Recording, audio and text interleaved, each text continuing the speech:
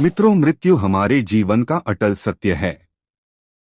यानी जिसने भी इस पृथ्वी लोक पर जन्म लिया है, उसे एक ना एक दिन अवश्य ही इस लोक को छोड़कर जाना पड़ेगा। भागवत गीता में श्री कृष्ण ने भी कहा है कि आत्मा एक निश्चित समय के बाद एक शरीर को त्याग कर दूसरा शरीर धारण करती है। अर्थात शरीर तो नश्वर होता है, जबकि आत्मा अमर होती है। मित्रों, अब आपके मन में ये प्रश्न भी उठा रहा होगा, अगर आत्मा अमर है तो किसी की मृत्यु या फिर शरीर के नष्ट हो जाने के बाद आत्मा का होता क्या है। तो दोस्तों, मैं आपको बता दूं कि मरने के बाद आत्मा के साथ क्या होता है। इसका हिंदुओं के पवित्र पुराणों में से एक गरुड़ पुराण में मिलता है, जिसमें ये भी बताया गया है कि मृत्यु के कितने दिनों बाद आत्मा यमलोक पहुंचती है और रास्ते में उसे किस तरह की यात्राओं का सामना करना पड़ता है। मृत्यु के बाद एक आत्मा की यमलोक तक की यात्रा में 47 दिन लगते हैं, तो क्या होता है। इन 47 दिनों में जीवात्मा के साथ यही जाएंगे। आज की इस वीडियो में नमस्कार और सभी का एक बार फिर स्वागत है।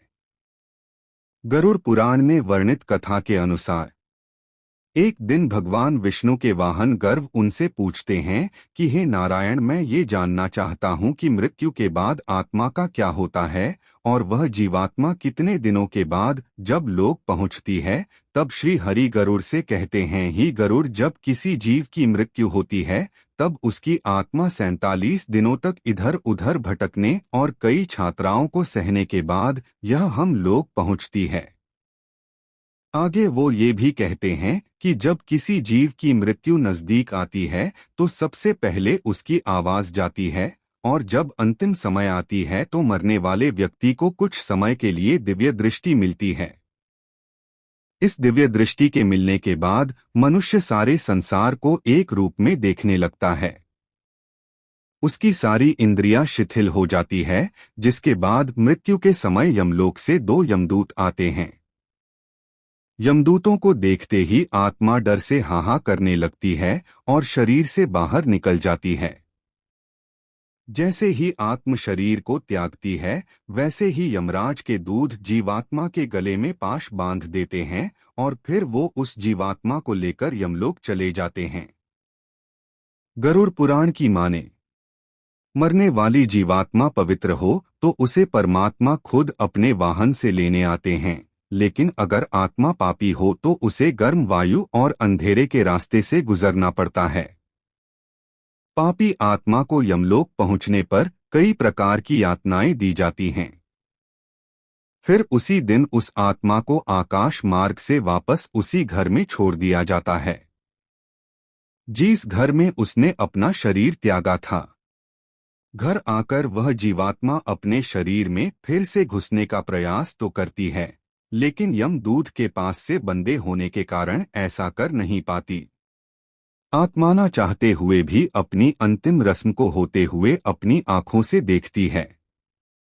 यानी कि 12 दिनों तक आत्मा अपनों के बीच ही रहती है।